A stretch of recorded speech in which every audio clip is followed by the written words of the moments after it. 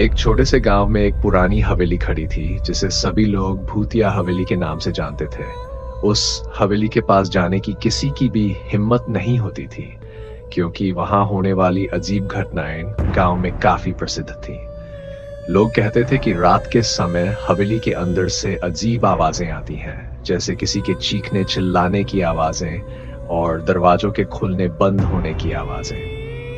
इसके अलावा कुछ लोग दावा करते थे कि हवेली के पास गुजरते वक्त अचानक ठंडी हवा का झोंका लगता था और जो भी उस हवेली के अंदर जाता वह फिर कभी वापस नहीं आता। लेकिन एक दिन गांव में एक युवक राज आया। वह अपनी पढ़ाई के लिए गांव में आया था और हवेली के बारे में सुनकर उसकी जिज्ञासा बढ़ी। राज बहुत साहसी और तर्कशील था। उसने सोचा, यह सिर्फ गांव वालों का डर होगा, कुछ नहीं है। राज ने ठान लिया कि वह हवेली का सच जानकर रहेगा। एक रात जब चांदनी रात थी और हवेली का माहौल बेहद रहस्यमय था, वह अकेला ही हवेली की ओर चल पड़ा।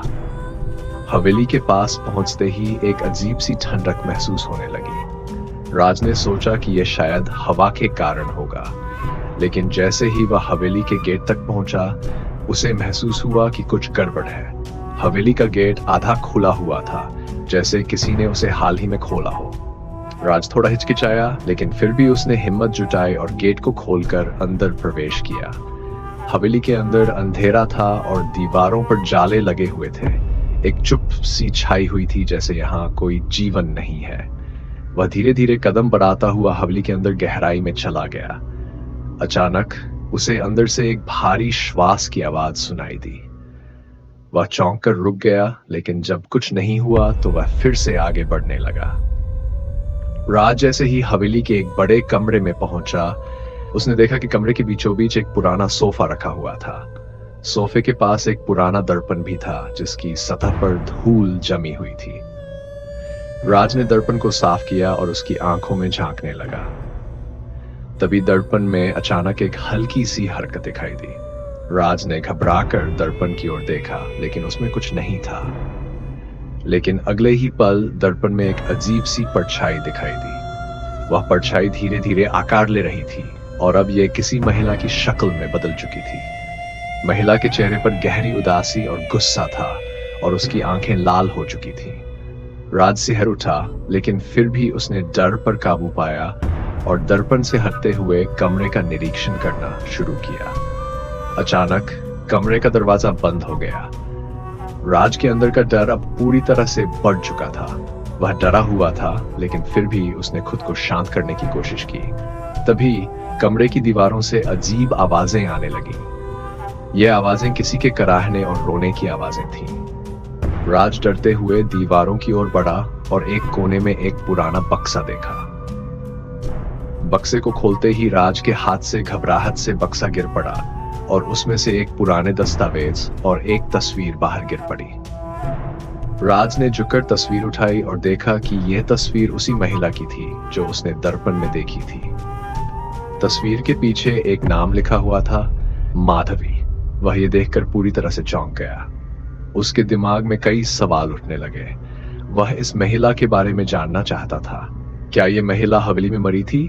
क्या उसने यहाँ कोई खौफनाक घटना की थी? राज ने सोचा कि इस रहस्य का हल ढूंढने के लिए उसे और जानकारी चाहिए। वह हवेली के पुराने पुस्तकालय में गया, जहां उसने एक पुरानी किताब पाई। किताब में हवेली के इतिहास के बारे में लिखा था। उसे पढ़ते हुए वह ये जान पाया कि इस हवेली के मालिक एक समय में बहुत अमीर थे, लेकिन एक दिन उनकी पत्नी माधवी की मृत्यु हो गई थी। माधवी की मृत्यु के बाद हवेली के मालिक ने अपने दुख में खुद को शराब में डुबो लिया।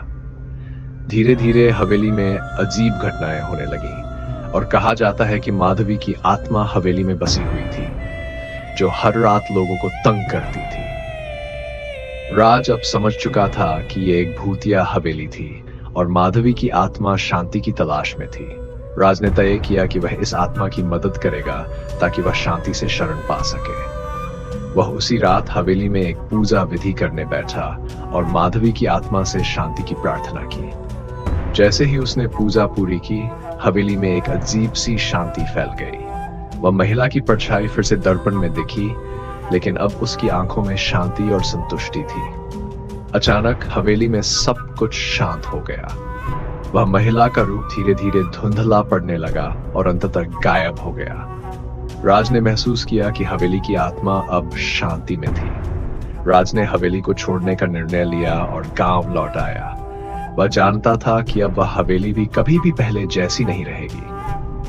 माधवी की आत्मा को शांति मिल चुकी थी और अब उस हवेली में डर और अंधेरे का कोई स्थान नहीं था। वह जब वापस गांव लौटा तो सब लोग हैरान रह गए। उसने हवेली के बारे में सबको बताया और कहा कि अब वह एक सामान्य जगह बन गई है। लेकिन राज खुद जानता था कि कुछ रहस्य हमेशा अनसुलझे रहते हैं और हवेली में एक रहस्य हमेशा छिपा रहेगा जो सिर्फ वही